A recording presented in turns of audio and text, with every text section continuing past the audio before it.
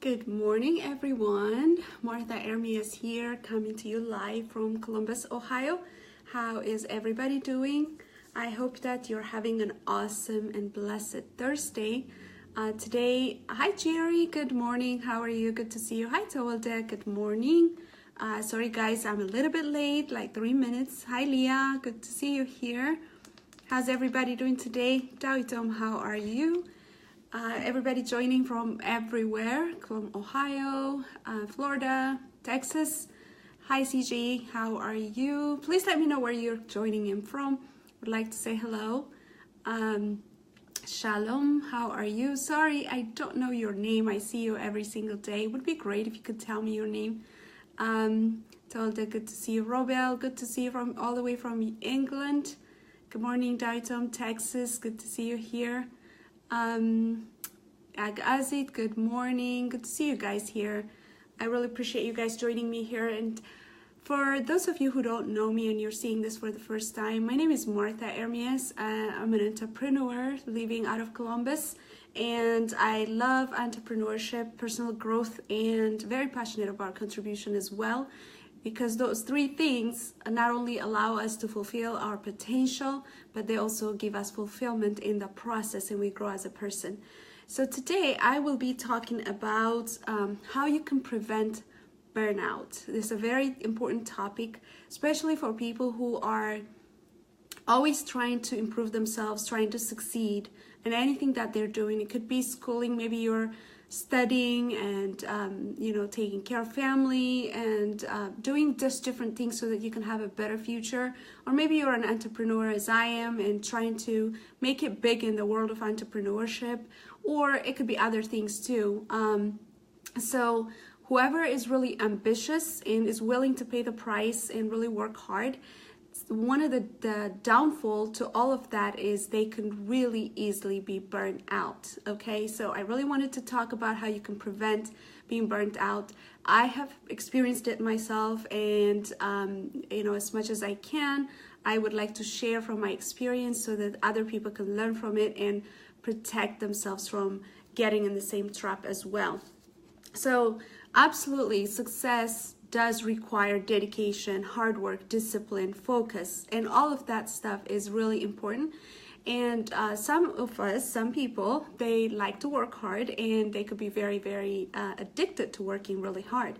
I am one of those people. I remember actually when I first got my first job, because everything that I do it with passion. So if I'm in, I'm 100% in. And if I'm not, I'm not. So I started my first job, and for me, the most important thing was to get the job done, no matter what, whether I'm getting paid overtime or not. I just love doing that. So sometimes it takes longer hours, so I stayed late at work. Sometimes I take work to my place, but immediately I caught myself being that workaholic person who does not have a life. And immediately I said, this is not healthy. So I put a limit.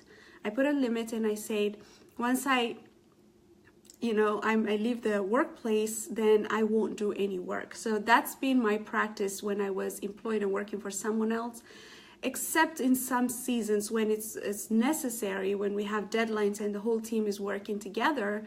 There were times when we worked nonstop, even in the middle of the night, but that's very, very rarely. But in general, though, I didn't check work emails from home. I did not think about work when I'm at home. And that's one of the things, the disciplines that I had to practice. However, once I started my entrepreneurial journey, started building my business while I was still working full-time at my job, that was an extra 10 hours a week that I was spending working my business. And again, I fell in love with my business. I was very passionate, and I was giving it all. And I found myself working really, really hard. It's not just working hard, actually, it's just thinking about it the whole time, working about strategies and things like that. And I loved doing it, so it didn't feel like work. But I remember my mentor called me up one day and said, "Hey, Martha, I'm talking to you about this just like a sister, not as a mentor, but as my sister. I'm going to ask you to actually start taking a break. have time where you're really not doing work related stuff. Make sure that you're taking a break. Just close everything out. Like if you're at lunch break, make sure you're just enjoying your lunch with friends and things like that, because you're not going to go along like this. You're going to be burnt out. And because I was so passionate about what I was doing, I appreciated him for reaching out that way and for his concern, but I really did not apply his advice. Because I felt like, my business needed me, so I showed up every single day. And what happened was, a year and a half into my business, I actually started to be really burnt out. And when you're burnt out, there's a few things that happens. Number one, you're really less effective in everything that you're doing. Your productivity really goes down. Even though you're spending the hours, you're really not effective in what you're doing. Second, your performance really, really goes down. And then your emotional strength also goes down. You don't become emotionally tolerant. You're not patient. You become impatient. Especially in my business, I work a lot with people. And if you're not having that emotional strength, your leadership is really not going to be that good. And I saw myself changing in the process, and that's when I realized, okay, I'm really truly burnt out. And it cost me a few months to recover, to really change my habits and how I was working my business. It cost me a few months of really trying to readjust and rewire my brain, my mind, what's important, and the funny thing, guys, is when you're burnt out like that and you're just work, and you really don't have any fuel, you're spending way too much hours on the task, when you can really get things done in a shorter period of time and really produce. So basically, you're totally wasting time. You're really wasting time and producing less. And it's very, very unhealthy. So you really don't want to push yourself to that limit, and you really want to balance. Even when you have a passion and you have a goal and you're trying to achieve something big and you're trying to change your future, you really have to do it in such a way that you have fuel in your body for the long term, and you can build a sustainable business. So there's 5 different tips that I'm going to share with you today. Just like you can't really drive a car in the freeway without gas, we have to take time and slow down to really actually feel ourselves and make sure that we're really taking care of ourselves. So 5 different tips that we can talk about today. Number 1, and this is related to leadership and leadership development. You want to develop, or you want to learn getting comfortable with trusting other people to do great work. Okay. And but what does that mean? A lot of times, if you're a hardworking person, you also probably take pride in what you do, and maybe when you delegate, you probably feel like they're not going to do as great work as you do, and they probably won't sometimes, right? But you really have to be okay with that, because if you're not okay with that, what's gonna end up happening is that everything that you do is going to be based on your efforts alone. However, you really can't achieve something big unless you have a team that's also doing what you're doing. So delegation is very, very important, but you have to trust other people that they're going to do a great work, and expect them to do a great work. And if they don't, then you'll have an opportunity for you to coach and mentor them. But it's much better to empower other people so that they can improve by trusting them and by helping them, coaching them basically to do a better job, just training others so that they could do, they can help you, they can do some of the stuff that you're doing. Instead of having to do everything yourself, you have to develop a team. So that's the number 1 tip there. So which means that you and your team can accomplish big things, because it's a combined effort as opposed to your own effort as well. So having the right team that's really empowered and trained, and people who are learning and growing, and people who are developing into leadership roles in your team is going to be really important for you to be able to accomplish this. And I've actually recently I run across a very young entrepreneur who's from another country, and we had a conversation. We had a business meeting, and I was really impressed by his leadership skills. He understands in the power of developing teams. He understands that he can't do it all himself, which actually he's already a very successful business person, but I could tell that he's going to really make it big because he gets that principle. He's always scouting for talent and empowering other people. Just great leadership skill. That's something that we really want to exercise and delegate and empower other people. That's how you can step into greatness, and in the process you won't be burnt out. And when I say, and this is something that I've heard over and over and over again during my career as an entrepreneur, develop leaders, develop leaders, develop leaders. Well, one thing I didn't understand is, how do you develop leaders? Okay, for me, I thought leadership development was showing them what to do, just teaching them the skills, teaching them the mechanics of it, teaching them the how to do things. Wrong. That's really not how you develop leaders. I read this book that's really amazing on leadership development, and that's when I learned that specific thing. How you develop leaders is by helping them think like a leader.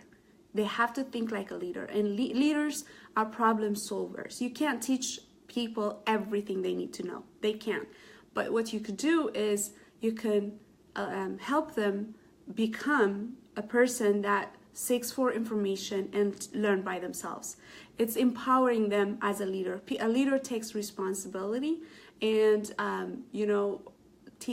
teaching people on how to think like a leader, basically someone who takes responsibility instead of depending for someone for answers, is something that will help you help them as a leader. One of the things that my mentors, and I believe he's a great leader developer, used to do is, when I ask him a question, he never gives me the answer. He would ask me a question back so that I can exercise to think and try to analyze and try to, on my own, try to find the solution. That's how you develop leaders. You have to help them become independent and problem solvers, solution seekers, and people who come up with solutions and things like that. That's the thought process. Really, that's the thought process. If they always are depending on someone for things that they do in their thought process, they're not going to step up as a leader. So developing more leaders who do things without you. If the people that you're training can do things without you, then you really are developing leaders. So delegation is one of the things that you have to be comfortable with, and you have to work at in order for you not to be burnt out as you're pursuing your dream and goals and the big things that you want to do in life. Number 2 is managing focus. And this is something, again, that I learned, let me say maybe a year and a half ago at a seminar, but I don't think I really got it at that time. But the second time around, I really got it. So maybe a year ago is when I really learned it. Managing focus. A lot of times we talk about time management because we think that, how do I manage my time?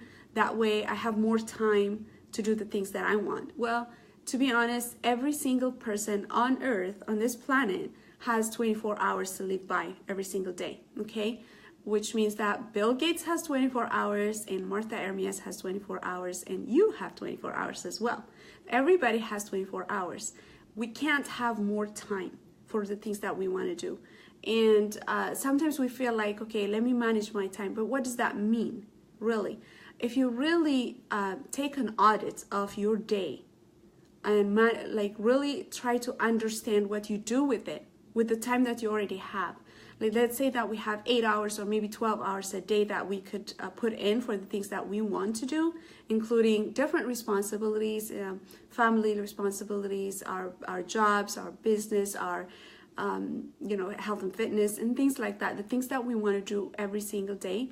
If we have like 12 hours, if we really track down maybe for a week, for 7 days, and see how we spend our hours, it's really not lack of time that hurts us. It's really how we use our time and how effective we are with the time that we have. There's so many hours that are really wasted, that are not we're not productive in all of the time that we are given.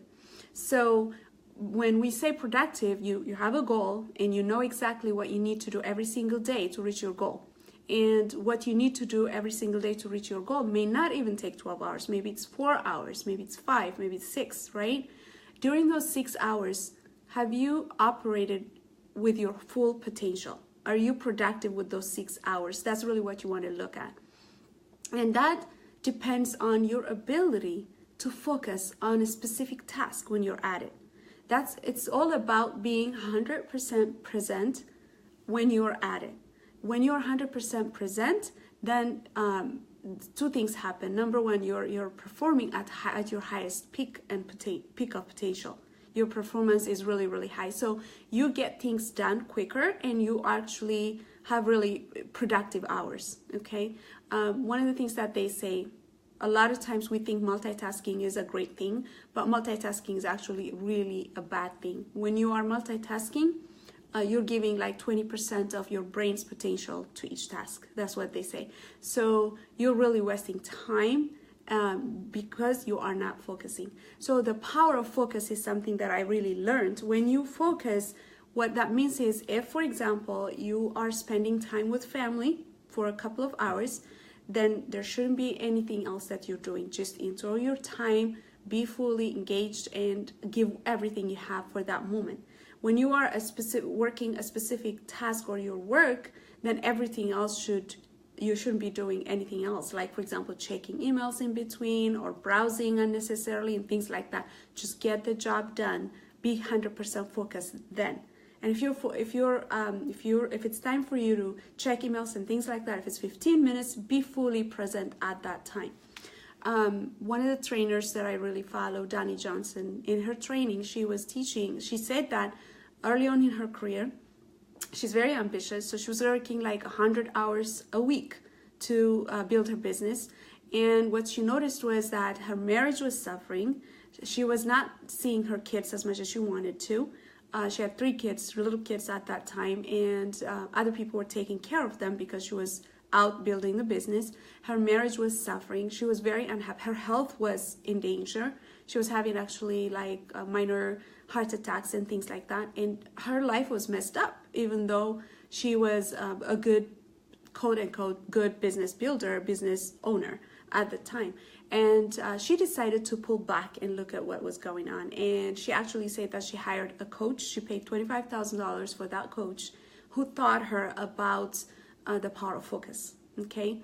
Once she learned that, she actually cut down her hours to 25 hours a week, okay? The hours that she uses to build her business. And she also started to spend time with her kids and focusing on her marriage as well. So she started becoming very focused on every area of her life that needs focus. And the minute she cut down her hours to 25 hours per week, that year she tripled her income, okay? Which means her productivity actually increased.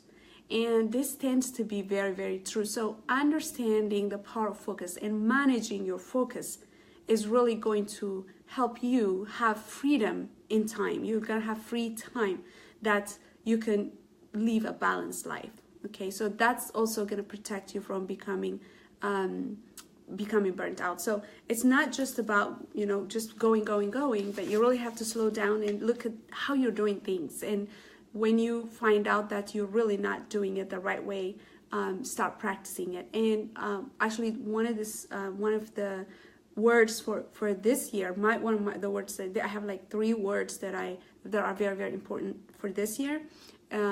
Mental toughness or mental strength is one of them. Focus was the other one. Focus and productivity and healthy living as well. So focus has been my focus for this year, like creating focus. And when I compare myself from last year and when I'm thinking about the last 3 months, actually really have improved in terms of my ability to focus. I still have a long ways to go. I still multitask a little bit, and it's a habit that I'm trying to kill. However, it's something that I've practiced more this year, and it will continue to grow. So focus is something that's really, really important, and it's going to help you live life a little bit more balanced while you're becoming extremely productive at the same time. The third thing is you want to stay motivated so that you're not burnt out. Staying motivated is important, and sometimes motivation, you can lack motivation. You can start a journey because our goals motivate us. If you have a goal and you're working towards your goal, you're going to be very, very motivated.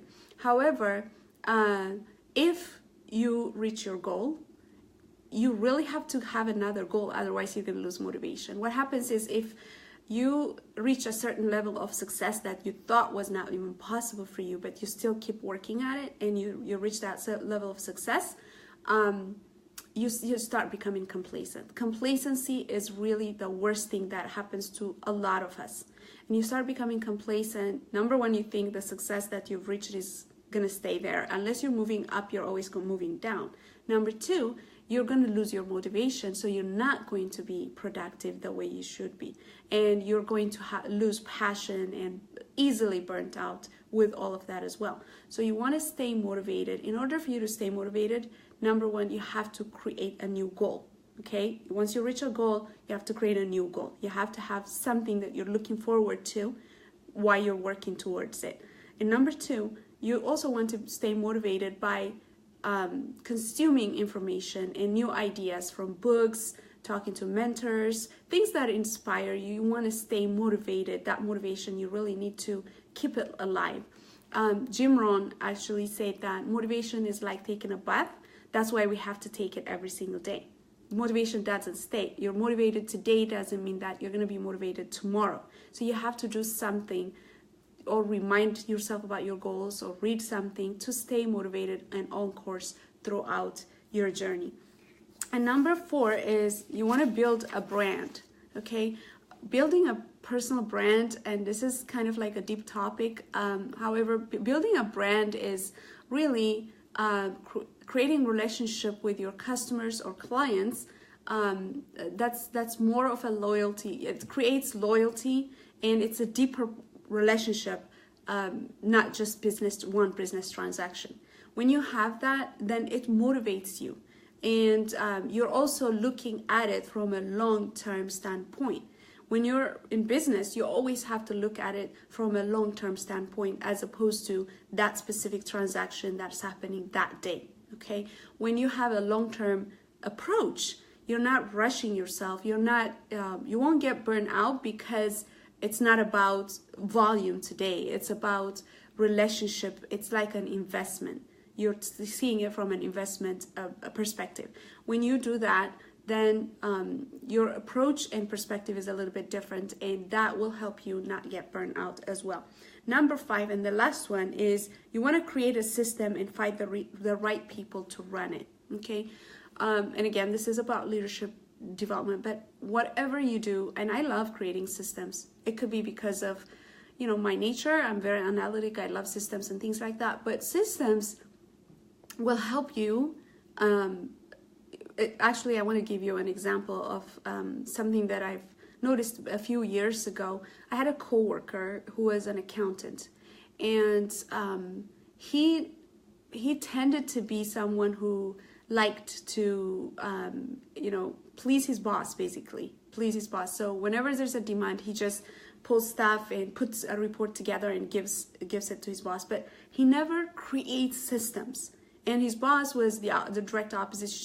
She's very, very spontaneous, and she would ask things that, like, she's always going on, like, how do I say this? She's always on the go and coming up with a lot of great ideas. So she will request for information, and the information could be a little bit different each time.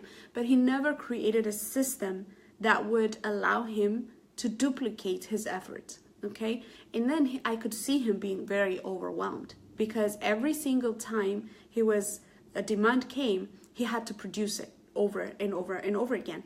What system does is, once it's kind of like you take time to create it, but once you create it, then you don't have to repeat your effort. So your effort is reduced. Personally, what I used to do was, if somebody asked me for something, then I know that question can come later. So I have a system of organizing things. I have a system of, I usually have a system of searching for things. I know how to search them. and it's quicker every single time, only because I build systems. Okay, even in business, if you're duplicating something, if you're doing something more than 3 times, then that is an indication that you need a system. You need a system that's going to be duplicatable. So when you create a system, it makes your life easier. Okay, creating the system might be a little bit difficult, or it might take you time at the beginning and a little bit thought into it at the beginning, but it makes your life easier because the system can run without you, and that's the whole purpose you want. In business also, you really want to create a system. When you create a system and you build a team to run the system, then that's going to create true leverage in your business. And when there's true leverage, you can step away from the business, then the business will still run without you. But if you have to be there, think about it 24/7, do it without you, the business will collapse. Then you're failing at creating a system, and that's going to create some burnout. So that's about it for today, guys. Let me see, I think that was about almost half an hour, and I thank you for being here today. And I do appreciate you if you share this with others so that others can see it and benefit from it as well. Especially if you have friends that are more of an entrepreneurs, then maybe this is something that could be beneficial for them. I hope that every single one of you will have a great day today and make it a productive day. Have more focus on what you're doing. Learn to be more present and make sure that you're always fueling yourself so that you are going to be there and build something that's very, very sustainable in the long run. Thank you so much, and I will see you guys tomorrow. God bless you all. Bye-bye.